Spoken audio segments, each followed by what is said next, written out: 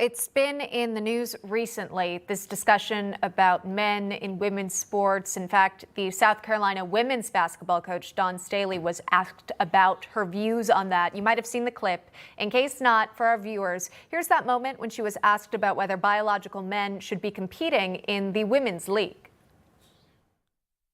If you're a woman, you should play.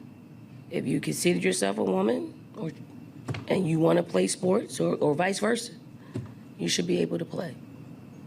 That's my opinion. What do you think about the coach's comments there? Unfortunate. Her responsibility is to coach women against women, not women against men, or half men, half women in terms of the numbers on the teams.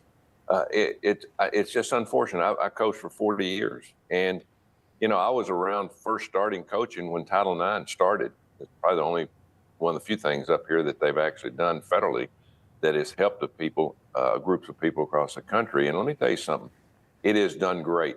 But since the last 3 years that I've been in this seat in the Senate, I've seen nothing but attacks on women, Title IX, and this is coming from the same people that actually fought, the activists that fought for Title IX. So they can't make their mind up, but that's the Democrats' agenda now. Everything is woke, everything is DEI, everything is about the way they want it to change our country to something else. But we're going to stand up for women, and it's just unfortunate this young coach, who obviously is a pretty good coach, is going to come out and attack the sport that she has been very successful in. In some of your remarks, of course, you talked about the safety of women when it comes to actually the competition, right? On the field, on the court, you want to make sure that they're protected. But then also you mentioned the safety of the locker rooms, right? Feeling comfortable and safe in that space before or after a match. In the past few months, we've seen a number of people who appear to be men changing in women's locker rooms at Planet Fitness centers. Again, a local gym change here. Again, we've actually spoken to a woman who captured this photograph, essentially saying that there were young girls in that space, very close to where a biological man was getting ready for a workout here. Planet Fitness, though, saying, the photo policy breaks the policy, so they're the ones who are kicked out.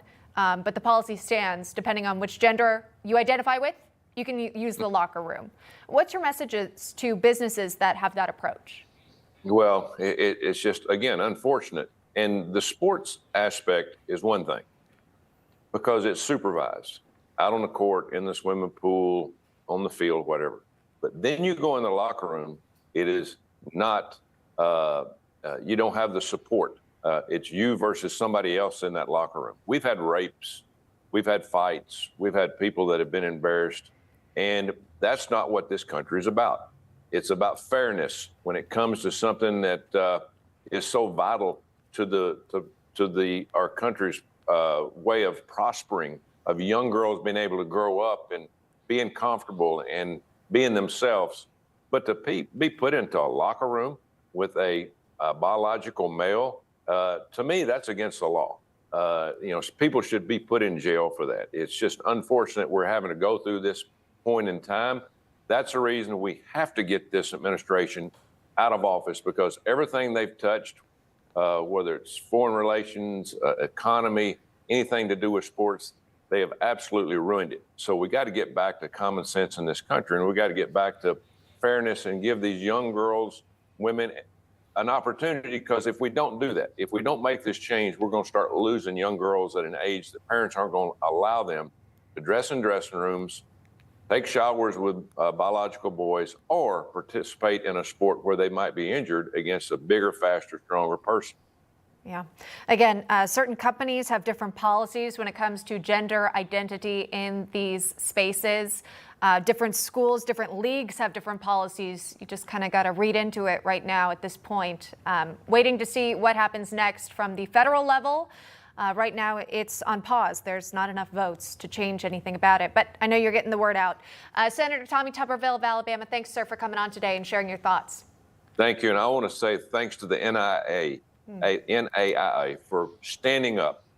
And the NCAA needs to be the next step in protecting women and girls in sports.